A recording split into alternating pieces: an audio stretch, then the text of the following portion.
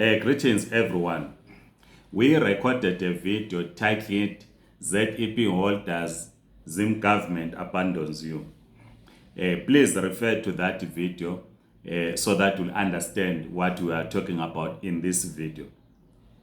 In the previous video that I'm referring to, we were speaking about the decision of the Zimbabwean cabinet with respect to holders of Zimbabwe exemption permits who are unlikely to move to other visas.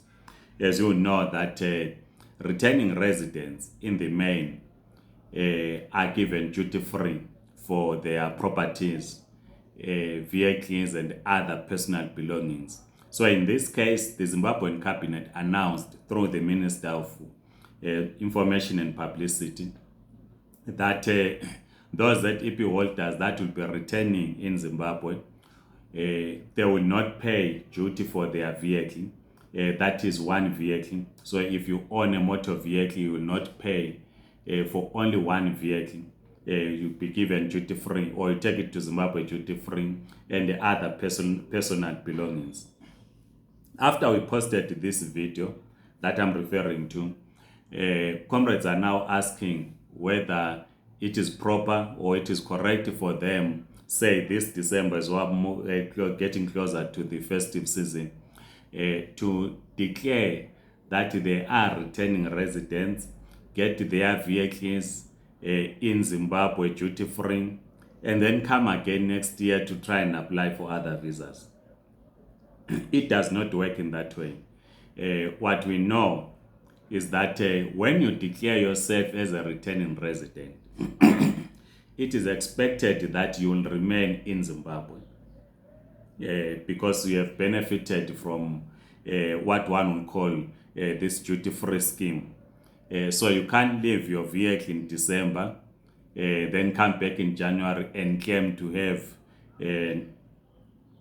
claim to be a returning resident and a benefit in that scheme. It is not possible, because normally what happens is, once you declare yourself as a returning resident, the vehicle and the property, but particularly the vehicle, you have to keep it for 2 years. If it is discovered that you completed the forms and declared that you are a returning resident, and then you decided to leave the country to try to move to another visa, they will revoke the duty-free scheme, meaning they will attach your vehicle until you pay full duty as anyone else.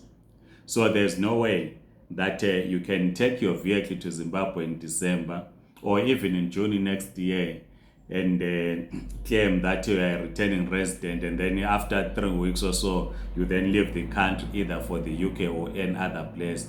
You are no longer a returning resident, right? So that will then be withdrawn.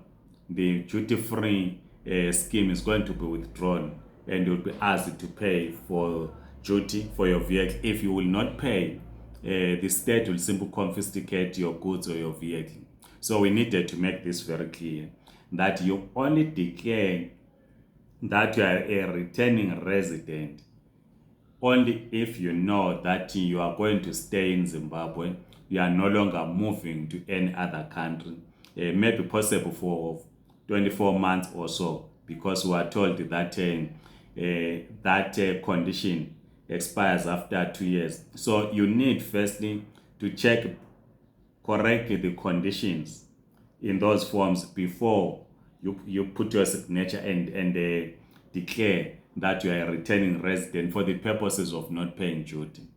But if, as I'm saying, you are found to have misrepresented yourself and said you are a returning resident while you are not, you still have plans to move to other places, you will have to pay duty, because they will revoke that. Please write your comments. If you want to ask more questions, write in the comment section. We are going to contact the officials and get back to you. Please circulate this video and subscribe to this YouTube channel. Otherwise, have a great weekend. Goodbye.